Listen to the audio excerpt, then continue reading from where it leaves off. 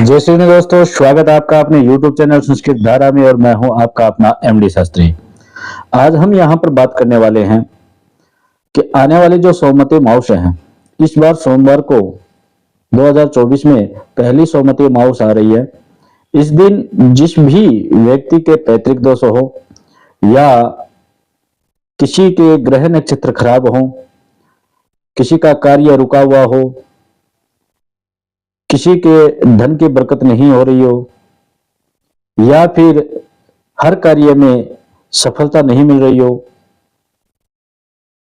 रोग हो, दोष हो, इस प्रकार की जब भी समस्या आती है हमारे, तो हमारे सनातन धर्म में ये पद्धतियां जो शास्त्रों के अनुसार हमें बतलाई गई है कि हमें हमेशा ऐसे अवसर का लाभ उठाना चाहिए जिससे हमें सरल तरीके से अच्छा लाभ मिल सके।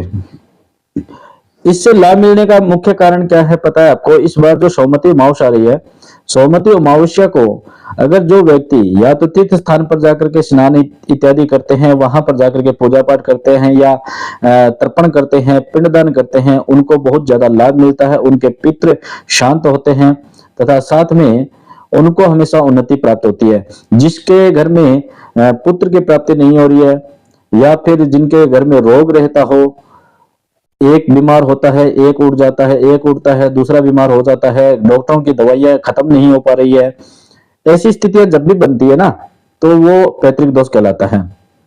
घर में धन की बरकत नहीं होना, कार्य में सफलता नहीं मिलना, बार बार कार्य में रुकावटें पैदा होना, या फिर जैसे अपने सक्सेस के अंदर भी रुकावटें पैदा होना, ये सारी स्थिति जब भी पैदा होती है ना, तो इसका मतलब होता है कि हमारे घर में किसी न किसी प्रकार से पैतृक दोष लगा हुआ है।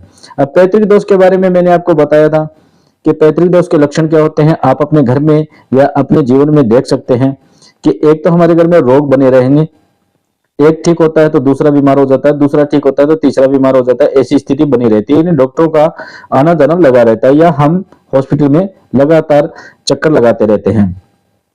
दूसरी स्थिति कब बनती है? जब हमारे पुत्र की संतान उत्पत्ति नहीं होती है, यानी पुत्र नहीं हो पाता है, हमारी वंश वृद्धि नहीं हो पाती है, तो इसका मतलब पैतृक दोष से हमारे घर में लागू होता है।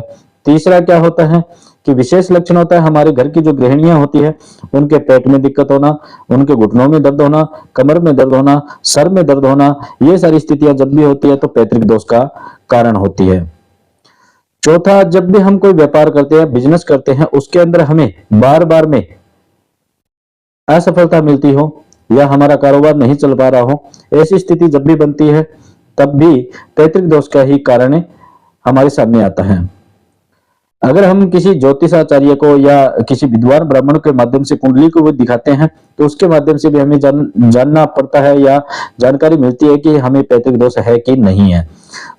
तीसरा, अगर हमारे कोई ग्रह नक्षत्र खराब है, जैसे राहु है, केतु है, शनि है, सूर्य है, शुक्र है, बुध है, ये जितने 9 के 9 ग्रह हैं, ये अगर हमारी कुंडली में कहीं पर भी क्रूर ग्रह के रूप में बैठे हैं, या कालसर्प योग दोष है आपके, या गुरु चंडाल योग है, या फिर अन्य षडांग दोष है, कोई भी किसी भी प्रकार का हमारे अगर कुंडली के माध्यम से देखा जाए तो दोष बन रहा हो, तो उसका भी निवारण इस सोमवती अमावस्या को आप कर सकते हैं और करवा भी सकते हैं। अगर आप स्वयं ब्राह्मण हैं तो मैं आप सभी से निवेदन करूंगा कि आप खुद नर्मदेश्वर भगवान या शिवलिंग के ऊपर अपना समय निकाल करके सोमवती अमावस्या को अपने पितरों के निमित्त रुद्राभिषेक करें, तीर्थ जल के माध्यम से करें या सिंपल जल के माध्यम से करें या किसी अन्य वस्तु के माध्यम से करें। परंतु अगर कहा जाता है कि तीर्थ जल मिला करके अगर जल से रुद्राभिषेक किया जाए तो उससे सबसे ज्यादा लाभ मिलता है। हमें हमारे पितरों को तृप्ति मिलती है, जिसके कारण से हमें शुभ आशीर्वाद प्राप्त होता है। और कहते हैं कि सोमवती अमावस्या को किया गया दान सबसे महत्वपूर्ण होता है। तो गौ माता के लिए निमित्त भी आप दान कर सकते हैं। जीवों के लिए जैसे बंदर हो गए या चींटियां हो गई, इनके माध्यम से भी आप अपने पुण्य को प्राप्त कर सकते हैं। इनको भी हो सके जहां तक आपको दान करना चाहिए। जितना दान करोगे उतना ही फल मिलता है। दूसरी बात,